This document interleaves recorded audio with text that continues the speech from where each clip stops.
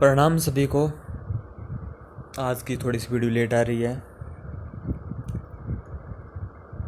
उम्मीद है मुझे कि आप लोग समझ पा रहे होंगे कुछ जीवन को, क्योंकि वक्त का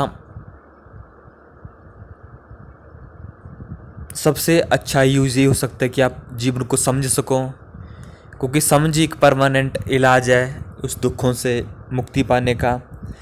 इसके अलावा आप देखो, सीधी सी बात है ना, कितने भी पैसे इकट्ठे कर लो। देखिए, जब एक बात मैं आप क्लियर करो कि जब भी मैं इन बातों को करता हूँ ना कि पैसे, शादी, बच्चे, तो ये मत कहो कि मैं इसके विरोध में हूँ ना। मैं ये कहता हूँ कि ठीक है मेरे भाई, सब कुछ है जीवन में पैसे की वैल्यू भी है। जिसको शादी करनी है करो, मैं किसी को नहीं रोक सकता, ना ही मैं रोक सकता हूँ, है ना।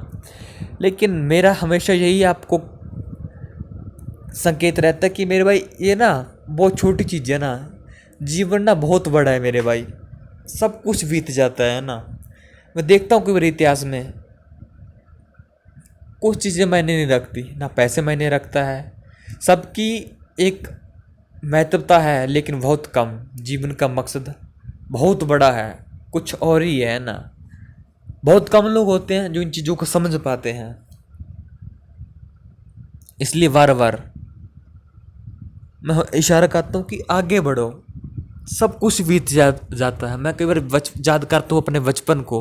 जैसे आज ही मेरे को थोड़ी सी अपने बचपन के, आज से काफ़ी साल पहले का बचपन याद आ रहा। जब मैं छोटा सा बच्चा था तो देखता हूँ मैं, है ना, कि जीवन में कितना कुछ होता है। आदमी कई बार कितना खुश होता है, किसी की नौकरी लग जाती है, किसी की शादी हो जाती है, लेकिन क्या सब कुछ बीत जाता है ना।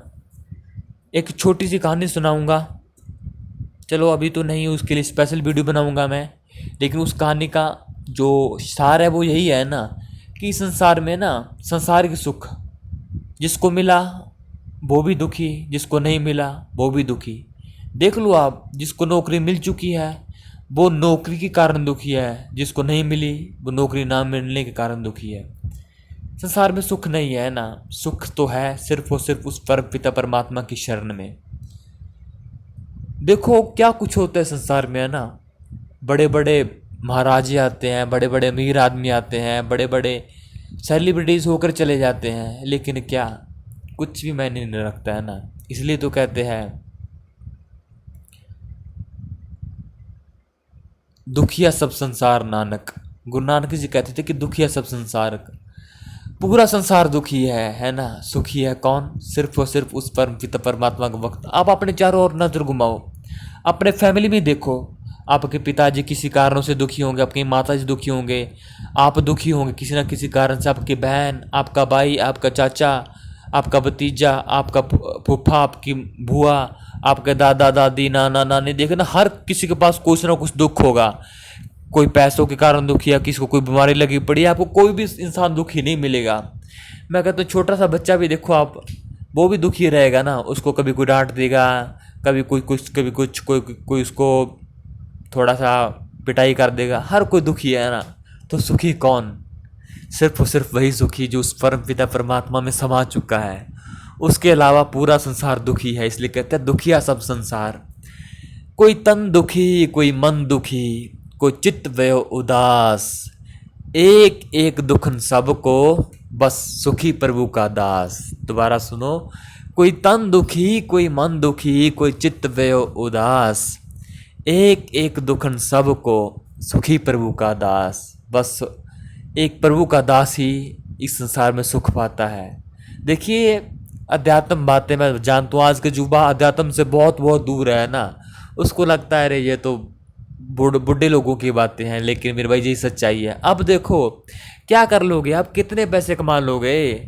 पैसों से मेरे भाई आप फल खरीद सकते हो, महंगे बिस्तर, महंगे कारें खरीद सकते हो, लेकिन खुशी नहीं खरीदी जा सकती है ना। आंतरिक खुशी कैसे खरीदोगे आप? नहीं मिल सकती है ना। वो जो आंतरिक है ना, वो तो परम पिता परमात्मा की कृपा दृष्टि से ही मिलेगी। समझो मेरी बातों को, है ना। मेरा यही संदेश है कि आप लोग समझो मेरे भाई कि नहीं मिलने वाला है मेरे भाई सुख। कहाँ सुख ढूंढ रहे हो आप? नहीं है, संसार में सुख नहीं है मेरे। सुख है उस परम पिता परमात्मा की गोद में। देखिए ये जो बातें हैं ना मेरी, ये बातें दिमाग से नहीं निकल रही, ये बातें निकलती है दिल से। तो उम्मीद है ये बातें आपके दिल दिल तक ही पहुंचती होगी। लेकिन इन बातों को बुद्धि वाला इंसान नहीं, जो आदमी ज़्यादा बुद्धि, जो आदमी के पास दिल नहीं है ना, वो इन बातों को नहीं समझ पाएगा। जब वही समझ पाएंगे जिनका दिल साफ है। समझो मेरी बातों को, है ना। बुद्धि वाला तो फिर यही दिमाग लाएगा, अरे नहीं, कहाँ पैसों में सुख तो है, देखो पैसों से हम आइसक्रीम खा सकते हैं, ये खा सकते हैं। मेरे भाइयों समझो बातों को। चलो, मौत को याद रखा करो। जो आदमी मौत को याद रखता है उसके उस परमपिता परमात्मा भी याद रहता है ना। अंतिम बात, एक शाम घर से निकला, दिल में कई अरमान थे। एक तरफ थे घने जंगल, एक तरफ शमशान थे।